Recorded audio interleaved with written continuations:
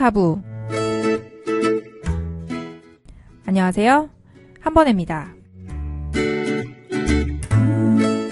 일주일 만에 인사를 드리네요. 이번 주에 금리 변화와 관련된 뉴스, 그리고 재건축 시장 소식, 잠실 그리고 반포 준비했습니다. 뉴스 심층 분석에서는요, 경매 시장에 관한 얘기 준비했고요. 제주도 아파트값 상승 관련된 얘기 준비했습니다. 지금부터 출발합니다. 안녕하세요. 사주와 부동산 추선입니다. 일주일 저희가 쉬었는데 쉬는 동안에 기사 내용이 완전히 바뀌었어요. 그래서 모든 기사가 지금 부동산이 불안하다라는 그런 내용들의 기사가 쏟아지고 있는데요. 오늘도 기사를 가지고 열심히 한번 좀 분석해 보도록 하겠습니다. 예, 안녕하세요. 트와이스 쯔이입니다. 모처럼 아는 이름이 나왔네요. 예, 제가 요즘 비서실세들이 다 개명을 하더라고요. 그래가지고 그 추세에 발맞춰서 아이유에서 쯔이로 개명하신 거예요? 예, 그리고 또 약간 쯔이가 중국 느낌이잖아요. 요즘에 네. 중국인 부동산 투자가 활성화돼 있어서 제가 국제적 시대에 맞게 개명을 한번 해봤습니다. 그런 깊은 뜻이 있었군요. 그럼요. 예. 전 또 그냥 걸그룹 얘기하는 줄 알고. 아니에요. 예, 여러 가지 지금 담겨 있는 이름입니다. 네. 알겠습니다. 병원 진료 가실 때 꼭 저는 쯔위입니다. 이렇게 해주시기 바랍니다. 정신병원으로 바로 안내되는 수도 있을 것 같아요. 안녕하세요. 피보다 포플 포인플렉스입니다. 제가 아까 이쪽으로 출근하려고 준비를 하고 있는데 아이가 다치는 바람에 막 우는 아이를 일단 대충 닦아주고 약 발라주고 쉬게 해주고 나오면서 내가 이러려고 파케를 했나 괴롭고 자괴감이 들고 하고요. 그래서 무거운 마음으로 일단 방송을 하고 그리고 얼른 돌아가야겠습니다. 아침부터 비를 봤어요. 그러시군요. 되게 나치는 말투인데요, 이 말투. 그러게요. 어디서 들어봤지? 안녕하세요. 푹 쉬고 물도 좀 먹고 온 한번혜입니다. 얼굴 너무 좋아지신 것 같아요. 네? 해외물을 제가 한번 먹어봤습니다. 그러니까요. 우리 그냥 2주에 한 번씩 방송할까요?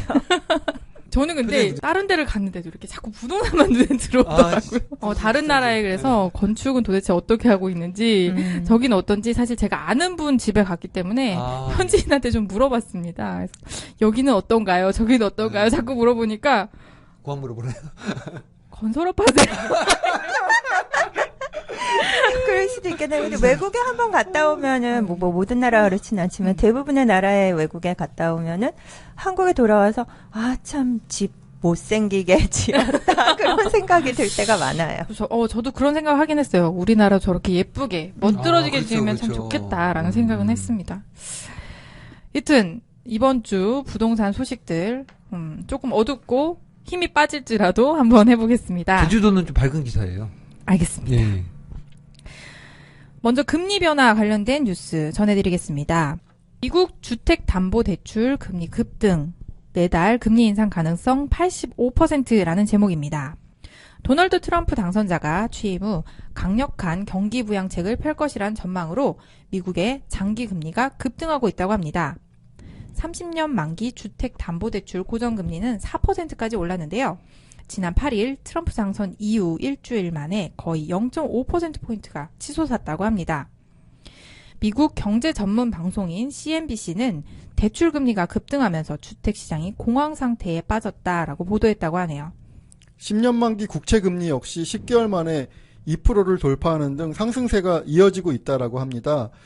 전문가들은 트럼프 정부가 들어서면서 도로나 항만 등 사회 기반 시설 투자에 적극적으로 나설 경우 일자리도 늘겠지만 물가도 함께 상승할 걸로 보고 있기 때문에 금리가 전체적으로 오를 것이다. 그래서 이제 금리 인상에 힘을 줄 전망이다라고 이제 생각들을 하고 있고요. 그래서 미국 금융시장에서 다음 달 금리 인상 가능성에 대해서 계속 말들이 많았는데 그 확률이 70%에서 85%로 높아졌다고 하네요. 연준이 12월에는 할 거야 라고 하긴 했었는데 항상 다음 달에는 할 거야, 다음에는 할 거야 그랬던지라 이번엔 진짜 할까요? 85%면 꽤 높은 것 같긴 하네요. 일단 기사에 보면 트럼플레이션이라는 표현들을 하더라고요. 그래서 이제 트럼프 효과로 인해서 전체적으로 금리는 상승세로 전체적으로 전망을 하는 느낌? 이런 게 지금 강하게 들고 있네요. 그럼 이번에는 국내 금리 관련된 뉴스 한번 보도록 하겠습니다. 주택대출 5% 돌파, 은행의 폭리라는 제목입니다. 최순실 사태와 트럼프발 인플레이션 불안감 등 시장 혼란을 틈타 은행권 주택담보대출 금리가 폭주하고 있다고 합니다. 국내 경제의 최대 아킬레스건이죠. 가계부채의 대부분을 차지하는 주택담보대출의 금리가 5% 선으로 치솟고 있다고 합니다. 그런데 이런 고삐 풀린 대출금리 때문에 심각한 후유증이 우려된다는 지적이 있습니다. 2%대 중반의 보금자리론 대출과 적격대출 공급이 상당폭 축소된 데다가 은행 대출금리까지 가파르게 오르면서 부동산 시장이 얼어붙고 가계부채 부실이 가파르게 진행된다라는 이중의 충격파가 예상돼서 결국은 국내 경제를 뿌리채 뒤흔들 수 있기 때문이다라고 하네요. 최근 국내 금리가 지금 가파르게 올라가고 있는데요. 은행들은 이에 대해서 우리도 그 조달 금리가 많이 올라가고 있기 때문에 금리 인상은 불가피하다는 입장을 내세우고 있어요. 그래서 이제 담보대출 자금 조달용으로 국민은행 같은 경우는 금융채 금리가 같은 기간 1.4%에서 1.79%까지 올랐다. 그렇기 때문에 우리도 어쩔 수 없다라는 지금 그런 입장을 나타내고 있고요. 이에 대해서 주택 전문가들은 아무리 그렇다고 해도 금리 인상폭이 너무 가파르다. 그리고 이 금리 인상폭은 우리가 지금 가계부채가 엄청 크잖아요. 그러다 보니까는 부동산 시장에 경착륙을 가져오지 않을까 이렇게 우려를 하고 있고요. 주택담보대출 금리가 특히나 5% 넘은 것은 굉장히 충격파고 주택시장 전반적으로 영향이 굉장히 클 수밖에 없다라는 입장들을 전문가분들도 내놓고 있어요. 근데 지금 5% 금리라고 하면은 사실 뭐 3, 4년 전의 금리인데 불과 우리가 한 달 전만 해도 뭐 2% 중후반대 들었거든요. 근데 이제 5% 넘는 거는 뭐 아주 일부라고 하지만 그럼 벌써 3% 중반 후반까지 지금 나와 있다라는 얘기인데 그렇게 보면 한 달 전에 불과 뭐 한 200만 원을 내던 사람들이 금리가 막 150% 정도의 금리를 낸다라는 셈이어서 주택시장에 미치는 영향이 상당히 클 거로 지금 생각이 되고 있어요. 그렇죠. 사실 3, 4년 전에도 5%까지 주택담보대출 금리가 높지는 않았거든요. 제가 지금 기억나는 게요. 레미안 신반포 팰리스 아시죠? 이번에 입주한 아파트. 거기가 이주할 때니까 벌써 한 3년 전 얘기가 되는 거잖아요. 3년 전, 4년 전 얘기인데 거기가 이주할 때 변동금리가 3.7%, 고정금리가 한 3.9% 정도였거든요. 근데 지금 불과 한 달 만에 뭐 그 금리를 넘어섰다 그러면 이건 뭐 엄청난 상승폭이거든요. 이거 제목대로 은행들만 이거 뭐 배를 불리는 거 아닌가. 그러니까. 네. 고정으로 뭐 한 3년, 5년 이렇게 묶어놓으신 분들은 괜찮을 텐데 이게 변동금리로 해놓으신 분들은 사실 이게 바로 체감이 오는 그런 금리잖아요. 고정으로 근데 묶어놓으신 분들이 있을까요? 제 주변에 근래 들어 고정으로 대출했다는 분을 본 적이 없는 것 같아요. 이제 아주 일부 분들이 지난 이제 한두 달 정도 사이에는 왜 미국 금리가 상승을 계속 예고했기 때문에 아주 간혹 있으실지 모르겠는데 지난 2, 3년간 계속 이제 금리가 내려왔기 때문에 말씀처럼 대부분 변동금리를 택하셨죠. 제가 작년 초에 대출 받을 때 5년 고정으로 묶어놓고 굉장히 후회를 했거든요. 그렇죠. 이제 금리가 맞아요. 근데 이제 잘 했다라고 지금 와서 얘기할 수는 있겠지만 사실 그 당시에는 워낙 금리가 내려가서 저 1년 넘게 그럼요. 남들보다 0.5를 더 내고 있는 이게 굉장히 슬픈 현실이었거든요. 근데 빛을 이게 그렇게 그럴까요? 말하면 올해 뭐 중도금 대출 같은 거 받은 분들에게도 영향이 있을 수 있겠네요. 대부분 그렇죠. 이제 집단 대출 같은 경우 우리가 뭐 10매덕짜리 아파트라고 하면 뭐 중도금 대출을 60% 받게 되면 입주 시점에 보통 이자가 뭐 2천에서 한 4천만 원 사이가 왔다 갔다 하거든요. 네. 근데 이게 한 1.5배가 올라갔고 만약에 지금처럼 분양권을 사시는 분한테 이자를 내는 조건이라고 하면 이게 뭐 쉽게 달려들 수가 없는 그런 조건이 되는 거고요. 그렇죠. 더군다나 내년에 이제 대규모 공급이 많다. 물량에 대해서 공급이 수요보다 훨씬 더 많은 입장. 그리고 너무 지나치게 가파른 상승폭 때문에 우려하는 입장에서 이 금리까지 이렇게 돼버리면 부동산 시장이 전체적으로 침체를 벗어나기 어렵지 않을까 지금 이런 예상이 되고 있는 게 문제인 거죠. 일단 대출을 발생시켜 놓으신 뭐 중도금 대출이나 이런 걸 발생시켜 놓으신 분들은 1회차나 2회차는 가급적이면 상환을 하셔서 금리 부담을 좀 줄이시는 것도 방법이 아닐까라는 생각이 들고요. 사실 기존 주택이신 분들은 이게 조금 방법이 좀 없어요. 그죠? 그렇죠. 이미 발생한 거니까 고정으로- 허리띠 졸라매는 수밖에. 맞아요. 고정으로 갈아타기에도 갈아타는 비용이 워낙 많이 들기 때문에 허리띠를 졸라매도 안 될 것 같으면 파는 것도 방법일 것 같습니다. 실거주가 아니라 뭐 투자 목적으로 사신 거라면요. 저라면 그러겠어요. 이번에는 재건축 단지들 소식 한번 보도록 하겠습니다. 잠실 주공 5단지 몸 낮출까라는 제목입니다. 최고 50층 높이 용적률 400% 이하로 재건축을 하려고 했던 서울 송파구 잠실 주공 5단지 아파트의 개발 계획안의 수정이 불가피해졌다고 합니다. 서울시가 이달 초 송파구가 심의를 요청한 잠실주공 5단지 재건축 계획안에 대해서 수정 그리고 보완을 요구하는 공문을 내려보냈다고 하는데요. 시가 요구한 내용의 핵심은 최고 50층 높이 건축은 허용하되 일반 주거지에 지어서는 안 된다라는 것입니다. 잠실주공 5단지 개발 기본계획 변경안은 지상 50층 40개동 6,529가구를 재건축하며 용적률 400% 이하 공공시설 부담률 21.33%라고 하네요. 전체 40개동 가운데 잠실역 주변 4개동 그리고 한강변 4개동 등 총 8개동을 최고 50층 높이로 짓는 계획이 포함되어 있었다고 하네요. 예, 서울시에서 제동을 건 부분은요. 잠실역 주변은 아니고 한강변 지역의 그 4개동에 대해서 제동을 걸었고요. 잠실역 내거리 대로변은 준주거지로 용도 상향을 통해서 50층 높이의 주상복합 건물 건축이 가능하지만 한강변은 다른 곳과 마찬가지로 3종 일반 주거지인 만큼 35층 이하로 지어야 된다는 시의 판단이에요. 기본적으로 그 상위 계획인 2030 도시 기본 계획에 잠실이라고 해서 예외가 될 수 없다. 지난번에 이제 압구정도 예외가 될 수 없다고 했듯이 이제 기본적인 입장을 고수하고 있는 거고요. 두 번째로 이제 그 제동을 건 부분은 뭐냐면 소형 임대주택을 포함하지 않았다라는 입장이에요. 이에 비해서 이제 조합에서는 아니 기부 체납을 21%나 하는데 무슨 임대주택을 또 넣냐라고 하는 게 이제 그 조합의 입장인 거고요. 그리고 마지막으로 서울시에서는 그 준주거지를 적정 규모로 줄이라 이렇게 이제 수정을 요구했어요. 그래서 전체적으로 보면 송파구 관계자는 시의 요구대로 부분 수정을 할지 아니면은 시기를 조율하며 원래 안대로 밀어붙일지에 대해서 지금 조합에서 내부 의견을 수렴 중이고요. 이에 대해서 지금 서울시 같은 경우는 조합이 제출한 현재의 계획안을 가지고는 도시계획위원회에 상정이 된다고 하더라도 부결될 수밖에 없다. 그래서 조합이 그 아까 말씀드린 2030 도시기본계획에 따라서 상위 계획에 어긋나지 않는 계획안을 고집하지 않고 수정해 온다면 심의에는 올려주겠다. 이런 입장이에요. 그래서 이제 전체적으로 보면 서울시에서는 기본적으로 만든 안, 즉 35층 이하 안을 고수를 하고 있는 거고요. 지금 주공조합에서는 이제 몇 가지 안을 내놨는데 다 퇴짜를 맞은 그런 입장이죠.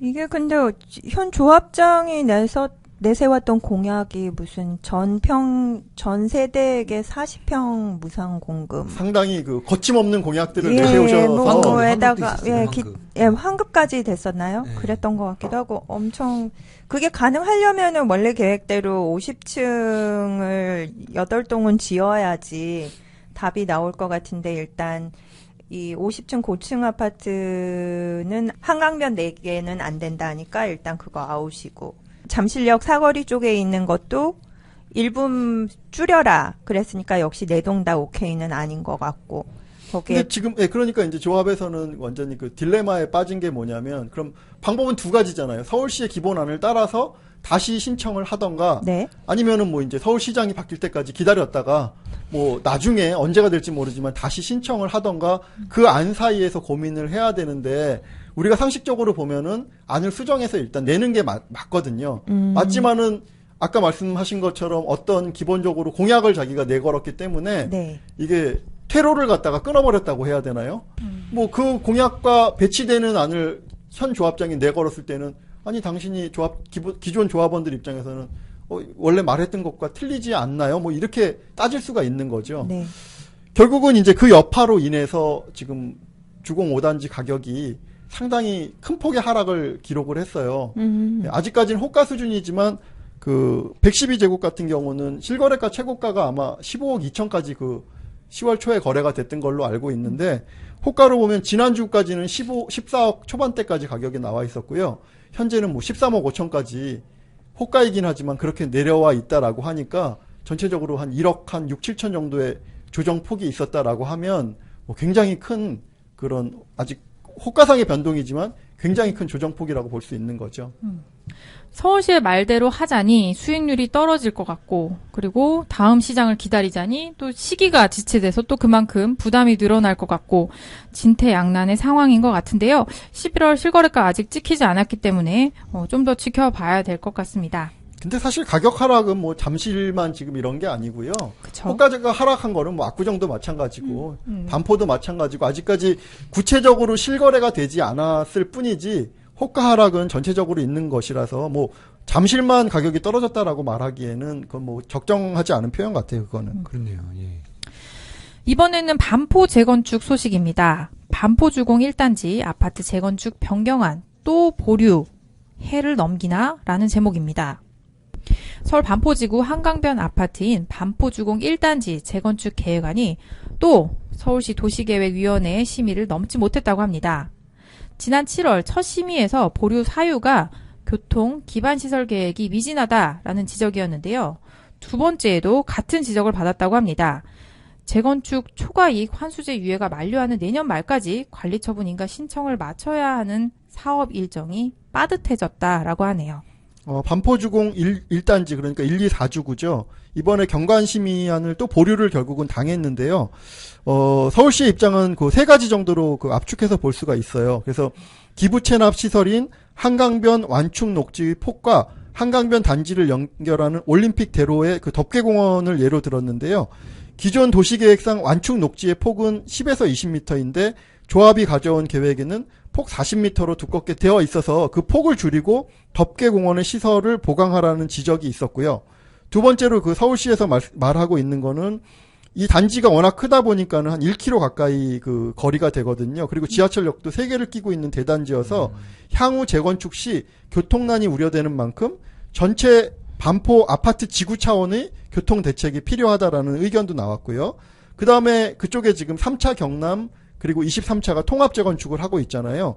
그래서 그 통합 재건축에 대한 자문을 해서 전체적인 교통 대책이 함께 논의돼야 된다. 뭐 이런 내용이 지금 그 나와 있어요. 그래서 참고로 3차 경남 23차 같은 경우에도 그 도계위 심의를 넣었다가 보류돼서 현재 그 소위원회에서 그 세부 사항에 대해서 논의 중이거든요. 그렇게 보면은 결국은 1, 2, 4주구만 해갖고 오는 그 안은 의미가 없고 전체적인 계획을 세워야 한다라는 지금 그런 의견인 것 같아요. 시간이 더 걸릴 거다라고밖에 해석이 안 되는 것 같은데요. 예, 그러니까 이게 지금 지난번에 경관심의를 퇴짜 맞은 거는 이제 35층까지밖에 안 주는데 45층을 네. 냈다가 그걸 퇴짜를 맞은 거고요. 이번에는 어떻게 보면 서울시 안대로 해가지고 갔는데 너희들만의 문제가 아니라 지금 전체적인 교통 계획까지 세워져야 하니 지구 단위 계획을 아무래도 이 느낌상에는 제 느낌상에는 지구 단위 계획 세울 때까지 기다려라라는 이런 징조가 아닌가 싶거든요. 그래서 이 속도에 대해서는 전체적으로 늦어질 수밖에 없다. 뭐 저는 계속 이게 빨리 되지는 않을 것이라고 이제 말씀을 드렸었지만 그 속도가 굉장히 좀 느려질 가능성이 있다. 이렇게 좀 보실 수 있을 것 같아요. 사실 반포주공 1단지랑 잠실주공 5단지 서로의 그 향후의 이제 기로에 대해서 서로 굉장히 많이 신경을 쓸 것 같아요.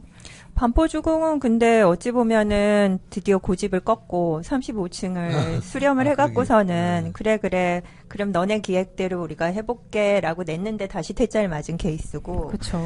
여기 잠실 5단지 같은 경우는 아직 한번 뻗대 볼까 말까 고민하는 것 같고. 잠실주공 5단지도 반포주공도 보니까 니네가 하라는 대로 했더니 그래도 퇴짜 맞더라. 그럼 우린 그냥 기다릴래. 이런 포지션을 가져갈 수도 있을 것 같아요. 그럴 수도 있겠네요. 근데 이제 그거는 약간 다른 게 뭐냐면은 이제 그 반포주공 같은 경우에는 주변에 재건축, 통합 재건축 계획과 맞물려서 교통이 우려되는 상황이고 잠실은 지금 단순하게 주공 5단지의 문제인 거죠. 그래서 두 개는 약간 상황이 다르긴 한데 교통난이 없진 않죠. 그렇죠. 사실 잠실이 거기도 사실 뭐 걸고 넘어지겠다고 하면 지금 송파대로가 지금 난리거든요. 근데 이제 결론적으로 보면은 반포가 겪은 길을 지금 주공이 그대로 지금 따라가고 있는 그런 느낌은 되게 강해요. 교통대책은 근데 쉽지 않은, 그러니까 해법이 쉽지 않을 것 같습니다.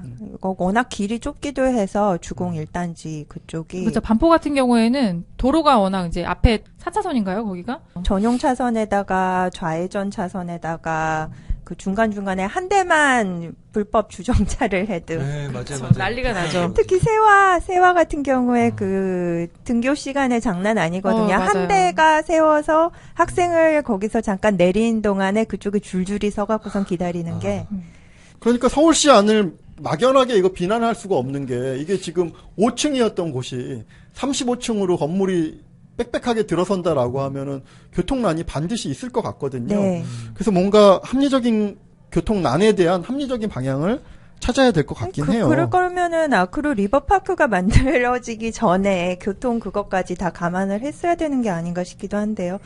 이미 새 아파트가 반내랑 아리팍이랑 딱딱 올라가 있는데 남은 길을 뭐 어떻게 그 다른 아파트를 허물어야 되나요? 그럼? 아니, 그리고 이게 인프라 같은 경우에는 사실 나라에서 돈을 대야 되는 건데, 이게 계속 재건축을 걸고 넘어지면서 기부 체납 쪽으로 자꾸 유도를 해서, 그렇죠. 이제 돈을 이제 세이브 하려는, 물론 공공기관도 당연히 그렇게 수익적으로 가야 되는 게 맞긴 합니다만, 재건축 사업하는 입장에서는 굉장히 불만이 쌓일 것 같아요. 그렇죠. 불만이 쌓일 수밖에 없고요. 근데 또 나라 입장에서는 뭐 서울 도심의 땅이 한 평에 무슨 진짜 땅으로 치면 한두 푼도 아니죠. 뭐 억대씩 하는데 그거를 맞아요. 마냥 그 도로를 넓혀줄 수도 없는 뭐 양쪽의 입장이라는 게 다 충분히 있으니까. 되게 지하도로로 파야 되나요? 그리고 이제 그 기사 말미에 보면요. 그 좀 재미있는 내용이 있어요. 뭐냐면 재건축 추진 단계는 보통 사업 시행 인가부터 관리 처분까지 1년가량이 소요되기 때문에 경관 심의가 늦어져 초과 이익 환수 유예 조건인 내년 안에는 그러니까 경관 심의를 이번에 받지 못했기 때문에 내년 안에는 관리 처분 신청을 맞추기 어려울 가능성이 있다라는 뭐 그런 내용이 있는데, 근데 이제 굉장히 웃기는 게 뭐냐면 경관 심의는 사실 그 사업 시행 인가가 아니잖아요. 경관 심의를 받는다고 네네. 해도 건축 심의 받아야 되고 사업 시행 인가를 받아야 되고 그리고 나서 관리 처분이기 때문에 사실 경관 심의를 이번에 받는다고 해도 내년 말까지 관리 처분을 내기는 제가 봤을 때는 어려워 보이는데, 이번에 경관 심의가 마치 영향을 준 것처럼 그렇게 이제 기사로 돼 있어서 이거는 좀 냉정하게 좀 다른 얘기로 분류를 해봐야 될 것 같아요. 그리고 사업 시행 인가부터 관리 처분까지 1년도 굉장히 이건 타이트하게 그렇죠. 잡은 예. 것 같습니다. 그러니까 2년은 소요되지 않나요, 보통? 굉장히 어려운 일이죠. 1년 안에 된다는 얘기는. 그래도 이제 사업 시행 인가를 올해 받으면 어떤 거는 있냐면 내년 말까지 관리 처분 인가를 득해야 되는 게 아니거든요. 신청이거든요. 그러니까 이제 관리 처분 일단 서류를 신청을 막 하면- 모아서 실질적으로 합의가 이루어지지 않은 거라고 하더라도 총회만 막 열어가지고 서류를 일단 디미는 거죠. 그럼 일단 신청은 한 게 되는 거고 나중에 다시 이제 변경을 받는 거니까 적어도 이제 사업 시행 인가까지 났다고 하면 뭐 가능성은 있는 거죠. 네, 그렇게 보시면 될 것 같아요. 역시 재건축은 어려운 것 같습니다. 반포도 개포처럼 또 잃어버린 10년 얘기가 나오지 않을까 많이 걱정이 되네요. 뭐 개포는 최소한 잃어버린 10년 후에는 뭔가 좀 정비돼 갖고서는 추진이 되니까요. 반포도 근데 시간이 더 걸릴 것 같네요. 다음 기사는 기자수첩입니다. 삼성물산 직원들의 기우라는 제목이네요. 관심을 모았던 위례신사선 경전철 사업이 삼성물산만 빠진 채로 다시 추진된다고 합니다. GS건설이 주관사로 나서고 두산, SK, 대우, 포스코건설이 나머지 컨소시엄 업체들 변함없이 사업에 참여한다고 합니다. 기존 삼성물산 공사 지분을 GS건설이 전량 인수할지 아니면 다른 컨소 업체들이 나눠서 인수할지는 정해지지 않은 상태라고 하네요. 그 위례신사선에 대한 지금 평가는 엇갈리고 있어요. 이제 삼성물산 같은 경우는 사업성이 부족하다고 판단해서 포기했지만 GS건설이나 나머지 컨소시엄 업체들은 사업성이 충분하다고 보고 있거든요. 그 이유로는 환승역도 한 6개 되고 현대차의 글로벌 비즈니스 센터 건립 어떤 호재도 있고 지하공간 복합 개발 사업 등을 하면 이용객 수요가 더 늘어날 여지가 있다. 뭐 이제 이런 판단들을 하고 있거든요. 근데 이 말은 누가 맞을지는 뭐 나중에 가봐야 되는 거고 그 사업성에 대한 최종 판단은 경영진의 몫이지만 삼성건설 직원들이 현재 고민하고 있는 부분은 뭐냐면 벌써 재건축에서 수주에서 손을 뗀 지가 꽤 오래됐잖아요. 저희가 지난번에도 다뤘지만. 그래서 일반 분양도 아마 내년쯤에 개포 시형 정도를 하고 나면 이제 더 이상 일반 분양 쏟아낼 물량도 이제 없어지는 거죠. 그동안 수주를 안 했기 때문에. 그런 상황에서 지금 이렇게 굵직한 사업까지 토목까지도 이제 포기를 해버리면 결국은 건설을 포기하려는 거 아니냐 이런 경영진의 의도가 있는 거 아니냐라고 지금 생각이 되기 때문에 삼성물산 직원들은 굉장히 이제 그 불안해하는 거죠. 특히나 이제 최근 몇 년 동안 이제 대규모 구조조정도 했고요. 계속 그 뭐 KCC랑 인수합병설에도 굉장히 시달렸었잖아요. 그러다가 결국은 아니라고 했지만 직원들 입장에서는 예민하게 반응할 수밖에 없는 거고요. 최근 그 삼성물산 최근 행보를 보면 그 새로운 사업보다는 그 직원 감축이나 이 발 빼겠다라는 그런 느낌을 지우기가 굉장히 어렵거든요.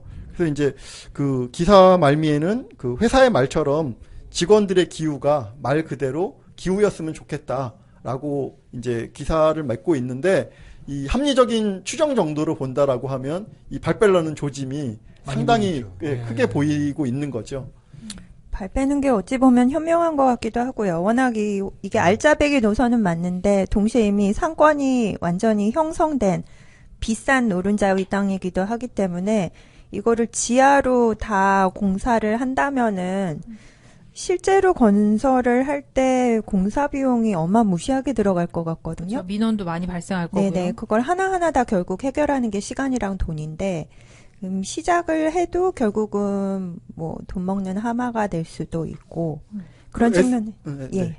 그런 측면에서 봤을 때 삼성이 그냥 깔끔하게 이거는 일단 손을 뗀다라고 가는 게 현명한 선택일 수도 있을 것 같습니다. 네네. 그 SOC 시장 환경도 많이 변했잖아요. 그래서 예전에는 손해를 보면 손실 보는 부분을 국가가 일정 정도 보존을 해주는 네. 그런 정책들이 있었는데 그게 완전히 없어졌어요. 그래서 이제 들어가서 만약에 손님이 없다거나 무슨 이제 평가를 잘못해서 뭐 네. 5만 명이 올 거라고 예측을 했는데 뭐 1만 명이 탄다든가 2만 명이 탄다라고 하면 그 손실을 온전히 다 건설사들이 보전을 해내야 되기 때문에 그 환경 자체도 변한 이유도 있고요. 그리고 이제 그거는 어떤 건설사들의 문제라고 하면 우리 같은 어떤 그 실제로 아파트에 사는 사람들 입장에서 보면 레미안 브랜드가 과연 앞으로도 지금처럼 명성을 유지할 수 있냐 이런 부분에 대해서도 고민을 해봐야 될 것 같아요. 자꾸 이렇게 발을 빼는 추세라고 하면 얼마 전에 그 기사에서 보셨는지 모르겠는데 아파트 브랜드 평가에서 4위인가를 기록했던 것 같아요. 계속해서 1등만 해왔었거든요. 네. 그런 징조 자체가 지금 수주를 안 하기 때문에 그 일어나는 일들이거든요. 그래서 삼성에서 전체적으로 그 아파트 공급이나 이런 걸 줄인다고 하면 앞으로 브랜드 평가에서도 결코 좋은 점수를 받을 수는 없다. 그리고 이게 집값에도 향후에 영향을 미칠 가능성이 있다. 뭐 이런 면도 좀 고려가 돼야 될 것 같아요. 브랜드 이미지는 계속 변하기 때문에 예전에 뭐 롯데캐슬이 그때 명성이 한때 굉장히 또 유명했었죠. 그렇듯이 레미안도 언젠가는 지금의 저희가 생각하는 뭐 우성이나 경남의 정도 이미지로 내려오지 않을까 한번 그런 브랜드를 구축하면 10년 정도는 가는 게 아닌가 그렇죠. 싶어요. 그렇죠. 만약에 10년 후에 새 아파트가 없다라고 하면 과거 10년 전의 아파트로서의 이미지만 사람들 머릿속에 남기 때문에 그렇죠. 새로운 아파트를 항상 그 만들어내지 않는다라고 하면은 그 브랜드 가치는 당연히 하락한다라고 봐야 되겠죠. 향후에 1인자는 누가 될지 굉장히 궁금해지네요. 이번에는 기사 심층 분석입니다. 포인플렉스님이 준비하셨는데요. 지금 주택시장이 굉장히 혼란스럽다 보니 경매시장 관련된 뉴스 2개 준비하셨습니다. 헤럴드경제 11월 14일자 경매시장에 아파트가 사라졌다라는 기사와 서울경제 11월 16일자 11월 3일 부동산 대책 이후 활발해진 강남 4구 법원 경매시장 이 2가지 기사 소개해 주시죠. 사실 기존 아파트 시장도 지금 문이 닫히는 것 같고 신축 아파트 시장도 닫히고 있는 것 같고 남은 건 경매인가 뭐 그런 생각이 들었었어요. 그래서 제가 천재인가 막 그리고 자뻑을 했다가 역시 저는 그 매우 평범한 사고방식의 소유자라는 사실을 알게 되었습니다. 남들도 다 똑같은 생각을 하고 있었더라고요. 그래서 겸허한 마음으로 아파트 경매에 대한 기사 2개 들고 왔습니다. 내용을 보면 11월 3일 부동산 대책 이후 강남 4구의 아파트 경매 시장이 오히려 활기를 띠고 있어 주목을 끌고 있다. 부동산 대책 방향이 청약 시장의 과열을 억제하는 데 집중되어 있다 보니 상대적으로 싼 가격에 주택을 매입할 수 있는 법원 경매에 관심이 증가하고 있다라고 합니다. 안성용 우리은행 부동산팀 차장의 분석에 따르면 시중자금이 갈 만한 곳이 마땅치 않기 때문에 강남 4구 재건축 시장이 대책의 영향을 받더라도 강남 4구의 일반 아파트는 오히려 더 강세를 띨 수 있다. 그 덕분에 이번 달 들어 서울 다른 지역에 경매 시장 분위기가 가라앉았음에도 불구하고 강남 4구만은 활기를 띠고 있었다라고 했다고 합니다. 낙찰가율 역시 상승해서 11월 현재 지금까지 낙찰된 아파트의 평균 낙찰가율은 105.3%였습니다. 10월 평균이 99.3%였다는 걸 생각하면 확실히 경매 시장으로의 풍선 효과가 있었던 것 같습니다. 현 시점에서는 사실 그 주택 매입이나 분양권 매입이나 다 자금 조달이 어려운 게 사실인데 법원 경매로 들어갈 경우에는 대출을 할 수 있는 그 옵션이 아직 열려 있다고 그러더라고요. 네, 그 경락대출 같은 경우는 좀 기존 주택 대출이랑 조금 다른 경로로 대출이 돼요. 그래서 기존 대출이 규제가 있다고 하더라도 경락대출 같은 경우는 보통 뭐 70%, 80% 정도가 기본적으로 나오기 때문에 다른 대출이 강화되면 경매 같은 경우는 일시적으로 풍선 효과가 있는 게 사실입니다. 일단은 그럼 경락을 받게 되면은 그거는 무조건 잔금 대출이 나오는 거. 뭐 무조건이라는 표현은 그렇지만 기본적으로 경락대출은 다른 대출과는 다른 경로로 나오기 때문에 그 규제에서 좀 자유로운 시간이 충분히 있죠. 그걸 아는 분들이 경매 쪽에 또 관심을 보이고서는 경매 쪽을 낙찰받으려고 하는 게 아닌가 싶습니다. 저도 그쪽에 사실 관심을 갖고 그래서 경매 시장을 고려했던 건데 가격 자체가 올라가게 되면은 이렇게 대출 옵션이 열려 있다 하더라도 들어가는 게 별로 좋지 않은 것 같기도 하고요. 또 한 가지는 개인적으로는 제가 명도에 대한 부담감이 좀 있어서 경우에 따라 누군가를 집에서 쫓아내야 된다는 게 좀 부담스럽긴 해요. 다들 어떻게 생각하세요? 정말 이렇게 좋은 가격에 괜찮은 물건을 낙찰받을 기회가 있다면, 근데 만약에 내가 그거를 낙찰받게 된다면 누군가가 집에서 밀려나게 된다고 생각을 한다면은 과연 이걸 잡을 수 있을까요? 아이유님 같은 경우에는 잡으시겠어요? 예.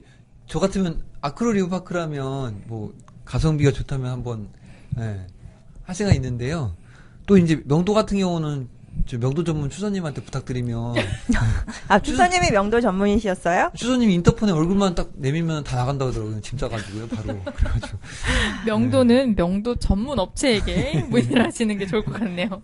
그 명도 같은 경우는 그 최근에는 뭐 그렇게까지 부담을 느끼실 필요가 없어요. 특히나 이제 다세대나 다가구 같은 경우는 그런 일들이 좀 있지만 아파트 같은 경우는 사실 뭐 등기부를 떼보고 계약하는 거라 그 대다수가 그 돈을 거의 다 받아가지고 나가시거든요. 그리고 경매에 입찰하기 전에 그런 내용들을 알고 있어서 이제 뭐 그런 부분을 너무 신경 쓰지 않아도 되긴 하는데 사실 뭐 부담스러운 거는 굉장히 부담스러운 건 사실이에요. 그러니까 물건을 살펴보면은 누군가에게 크게 피해가 없이도 내가 집을 낙찰받을 수 있는 집들이 존재하니까 그런 것들을 좀 더 감안하면서 입찰에 들어가면 되죠. 그러면 좀 더 마음이 편할 수 있을까요? 그렇죠. 네네.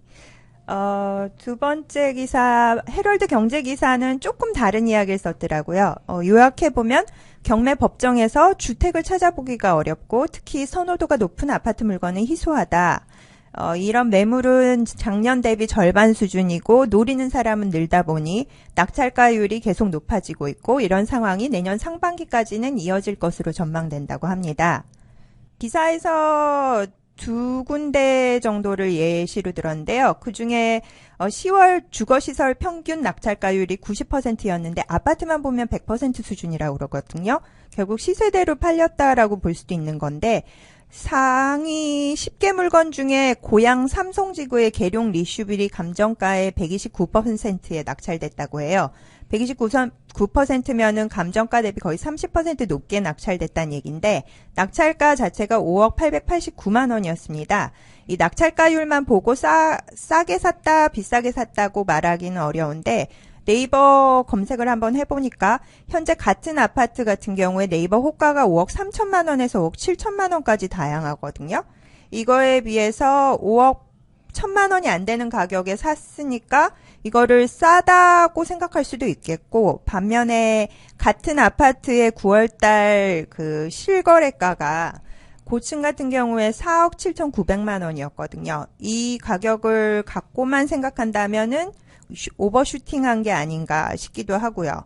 경매 물건의 최초 감정가액은 3억 9천만 원이었거든요. 이게 비쌌는지 안 쌌는지는 그나저나 일산이 5억 중반을 부르네요. 이거 한번에님 어떻게 생각하세요? 네, 삼성이 굉장히 최근에 가격이 급 상승했습니다. 삼성의 사실 메인 랜드마크는 삼성 2차 아이파크인데요. 삼성 2차 아이파크 현재 네이버의 호가는 6억 7천만 원이라고 하네요. 와, 그래서 넘네요. 네. 네, 그래서 계룡 이슈빌이 어쨌거나 감정가가 3억 9천만 원이었다는 얘기는 한참 전에 감정이 된 것 같아요. 네. 그래서 감정가액 대비해서 좀 오버슈팅 됐다라는 감이 없잖아 있지만 어쨌거나 뭐 실제 실거래되는 가격 선이 아닌가라는 생각이 드네요. 감정가 같은 경우는 보통 6개월 전, 1년 전 가격이니까 네. 가격이 급등할 때는 뭐 전혀 따라주지를 못하는 거죠, 시세를. 그러니까 단순하게 뭐 150%, 200%를 받았다고 하더라도 현 시장 대비 보면 뭐 굉장히 싼 물건일 수도 있는 거죠. 그래서 그 낙찰률만 가지고 평가를 하는 거는 뭐 그거 뭐 싸게 샀다 비싸게 샀다를 평가를 하는 거는 그거는 바른 방법은 아닐 것 같긴 해요. 삼성지구가 너무 오랫동안 미분양의 무덤이라고 불릴 정도로 악명 높은 지역이었거든요. 이제 그러다가 이제 가치를 점점 인정받고 이제 주거 환경이 좀 안정되면서 가격이 급등했습니다. 이번 시장에서도 유독 좀 많이 오른 감이 없잖아 있긴 합니다. 호재가 워낙 좀 많지 않았나요? 그렇죠. 뭐 하남에 스타필드가 있다라고 하면 또 이제 삼성에도 이제 거기에 맞먹는 수준으로 지금 신세계에서 짓고 있고요. 이케아도 내년에 오픈을 한다고 합니다. 삼성에 들어가는 건가요? 삼성 지구에? 네네. 이케아는 원흥 지구에 가까이 근거리에 있습니다. 한번에님 말씀으로는 삼성지구가 워낙 핫한 이유 중에 하나가 기존의 일산 신도시가 워낙 이제 노후화돼 갖고 이쪽이 맞아요. 대체제로서 각광받고 있다라고 하셨던 것 같아요. 분당이 노후되니까 판교가 또 대체제로 역할을 했듯이 사실 일산이 좀 많이 노후되니 상대적으로 서울에 훨씬 가까운 삼성이 좀 더 각광을 받는 것 같습니다. 그리고 도로 인프라도 굉장히 많이 이제 개통을 앞두고 있어요. 그리고 또 케케묵은 호재이긴 합니다만 GTX 너무 오래됐네요. Forever GTX. 전 나중에 NTX로 바뀌지 않을까 싶어요, 그거. NTX는 뭔가요? 남북 통일되면 노스코리아까지 해가지고. 그렇네요. 그럴 수도 있겠네요. 새로 쭉쭉 또 짓겠죠. 그렇게 되면은. 그렇긴 해도 비싸다라고 느껴지는 건 참. 근데 뭐 그렇게 치면은 뭐 강남도 다 비싸다라고 느껴지는 거죠. 그러니까 지금 비싸다라는 느낌을 받는 거는 어떤 한 지역의 문제는 아닌 것 같고 네. 전체적으로 다 그 가격 상승이 있었으니까요. 네. 서울 시내가 워낙 가격이 오르다 보니까 서울 인근도 거기에 맞게끔 가격이 같이 올라주는 것 같습니다. 그렇겠네요. 네, 경매가 줄어든 이유는 최근 1, 2년간 워낙 일반 주택시장 자체가 호황이었으니 문제가 있는 아파트도 경매로 넘어가기 전에 거래가 다 되어버린 게 크기도 하고요. 호황기가 끝났다라고 본다면 아무래도 시장에서 이런 매물이 소화가 안 되니 경매까지 흘러들어가는 물건이 늘겠죠. 다만 경매가 결정돼도 실제로 법원에 갈 때까지 6, 7개월 이상은 소요되기 때문에 내년 상반기까지는 지금 같은 아파트 경매 매물은 희소할 것이라는 전망이 있습니다. 제 생각에는 근데 앞으로 한 6, 7개월간 희소하다 하더라도 부동산 경매 시장의 장점이 저가 매수인데 가격이 이렇게 오르면 장점이 사라진 게 아닌가 싶습니다. 그리고 희소한 이유가 그 이후에는 물량이 늘어날 가능성이 있으니까 굳이 비싼 가격에 지금 잡으러 들어갈 이유가 있는지 생각해 볼 게 있고요. 그리고 내년 상반기에 신규 물건이 나오더라도 올해 기준으로 감정가가 새로 잡힌다면은 최초 입찰가가 기본적으로 높게 잡힐 테니 한두 차례 이상 유찰된 경우에 들어갈 메리트가 보일까 말까 싶습니다. 명도는 추서님? 그렇죠. 명도는 전문 업체에 문의하시는 걸로. 추서님, 이게 변호사만 명도를 할 수 있는 건가요? 네, 그 경매 의뢰하시면서 착각하시는 부분들이 있는데, 일반 경매 법인이나 이런 곳에서는 명도 자체가 불법이에요. 반드시 변호사를 끼고 하는 그런 업체에서만 명도가 합법이기 때문에, 그거는 좀 잘 알아보시고 하셔야 될 것 같아요. 다음 기사 심층 분석은 아유님이 준비하셨습니다. 펄펄 끓는 제주시값. 평당 2천만 원 속출이라는 제목의 11월 14일자 조선일보 기사 소개 부탁드릴게요. 11월 3일 부동산 대책에서 제외된 제주의 아파트 시장이 펄펄 끓어오르고 있다는 소식입니다. 제주 도심권 일부 아파트 가격은 평당 2천만 원이 넘었고요. 분양가가 서울 강서구 평균인 1,470만 원과 맞먹는 평당 1,460만 원짜리 아파트 모델하우스에 인파가 몰리고 있다고 하고요. 사실 그 일반적인 이유로는 이제 2000년대 후반 중국인들의 투자가 늘어나면서 인구가 급속히 유입되고 아파트가 부족하고 또 개발 자본이 유입 등이 어우러진 결과라는 분석이고요. 오늘자 아주 따끈따끈한 소식인데 한겨레 신문에 이제 부산, 울산, 경남 침체 가속화 하지만 제주는 나홀로 호황이다 라는 기사가 있었고요. 또 파이낸셜 뉴스에 대한민국은 지금 제주 전성시대라는 이게 부동산 쪽이 아니라 이제 경제 상황이 제주도가 되게 화랑이라는 기사들이 떴더라고요. 그리고 이제 기자가 직접 11월 3일 대책 여파가 어떻냐고 제주시 노영동의 공인중개사 대표에게 물었더니요. 11.3 대책이 뭐냐? 이렇게 반문하셨다고 합니다. 예. 그만큼 여파가 없다고 보여지고요. 최근 분양 중인 제주시 아라 1동에 있는 해머로 리치힐 모델하우스에는 일반 분양이 239가구에 불과한데 3일 동안에 16,000명이 다녀왔다고 하고요.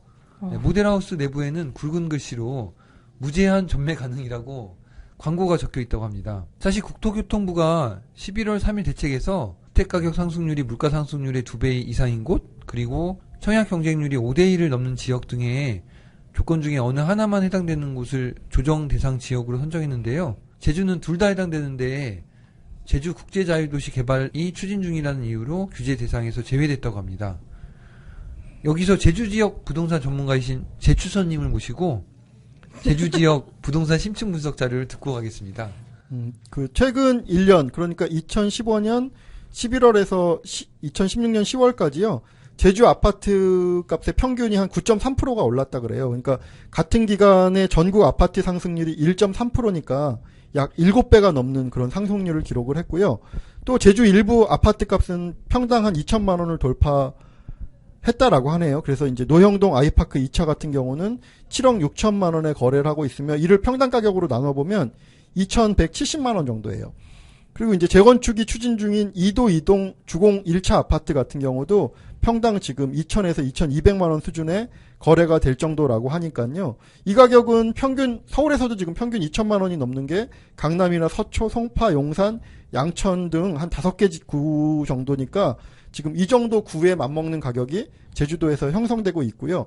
일반 분양도 아직까지 뜨거워서 9월까지의 평균 청약 경쟁률이 한 78.4대 1 정도를 기록 중이라고 합니다. 예, 아무래도 제추선님은 이제 미시적으로 접근하시다 보니까 좀 거시적인 분석이 좀 빠졌는데요. 네, 거시적인 분석 한번 해주세요. 예. 제주 아파트값 상승의 원인 중에 하나가 이제 수요와 공급의 불균형인데요. 제주 인구가 지난 5월 기준 65만 명 정도인데 작년 한 해에 2만 명이 늘었습니다. 특히 한 75%인 15,000명 정도는 외지에서 유입된 인구였고요. 그리고 또 주택시장에서 선호도가 높은 아파트의 경우 제주시의 경우 전체 주택 대비 28%라고 하더라고요, 비율이. 근데 전국 평균이 59.9%거든요. 그러니까 절반도 안 되죠. 그러니까 아파트가 그만큼 희소하고 또 더욱이 제주 아파트의 57%는 지은 지 10년이 넘었다고 하더라고요. 근데 10년 정도면 뭐 새 아파트 아니에요?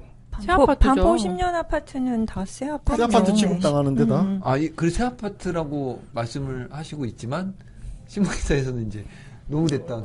이제 노후 될 것이다라고 예, 이제 예측인가요? 예, 그렇죠. 게다가 중국인과 중국 기업들이 토지를 사들여 개발 사업에 나서면서 제주도에 거액의 자금이 풀린 것도 아파트값 상승 요인이라고 합니다. 현재 제주에서 중국 자본으로 추진되는 대형 프로젝트만 현재 15개 정도 있는데 총 사업비가 8조 8천억 원에 달한다고 하네요. 신화 역사공원은 저도 한번 들어본 것 같아요. 예, 이런 개발 사업에 땅을 내주고 보상을 받은 원주민들은 아파트를 또 사려고 주택시장으로 돌아온다고 하더라고요. 그래서 박원갑 KB국민은행 부동산 전문위원은 일반적으로 토지보상금은 부동산 시장으로 되돌아오는 경향이 있다고 말씀을 하시면서 제주에서도 이제 자기 땅을 내어준 사람들이 살 집을 찾으면서 아파트 값이 또 오르는 경향이 있다라는 말씀을 해주셨습니다. 거기에다 박선호 국토교통부 주택토지실장은 전화 인터뷰에서 이런 얘기를 했다고 하네요.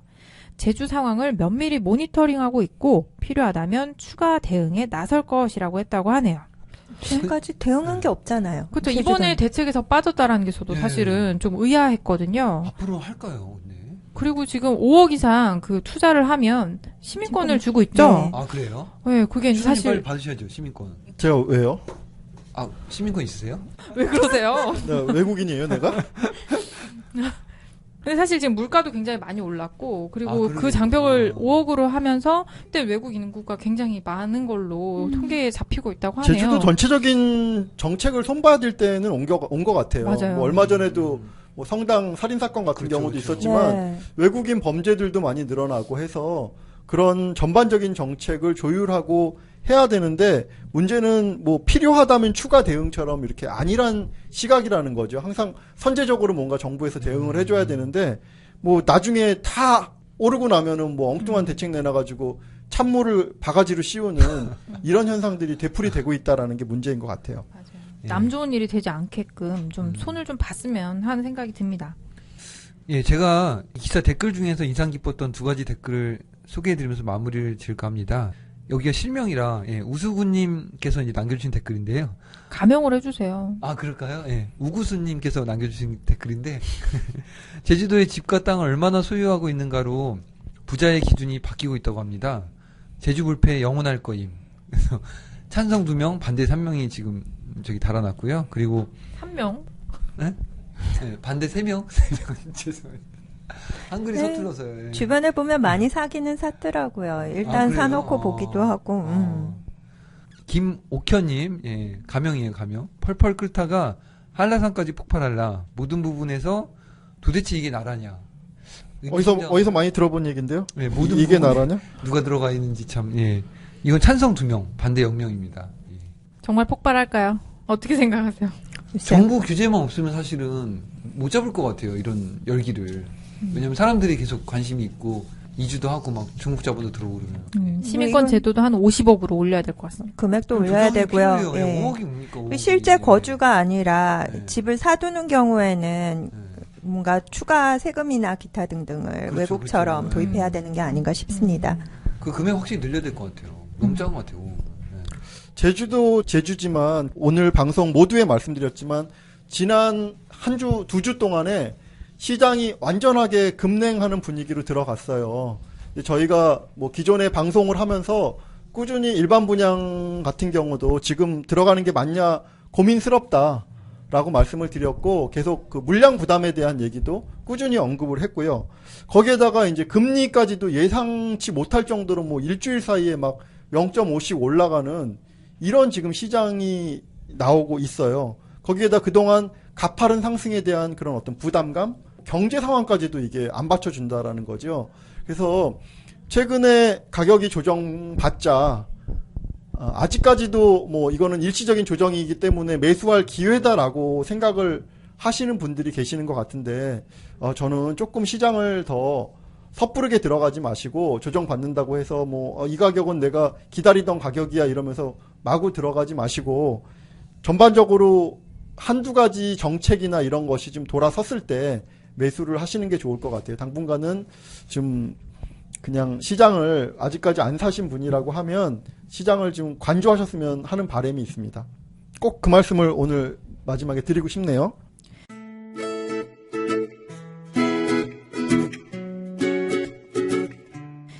오늘 기사 어떠셨나요? 시장이 분위기가 급 반전되어서 저희가 이렇게 부정적인 기사들만 또 나열해드린 것 같아서 조금 죄송스럽네요. 하지만 투자에 정말 신중하셔야 되는 때라고 생각이 들고요.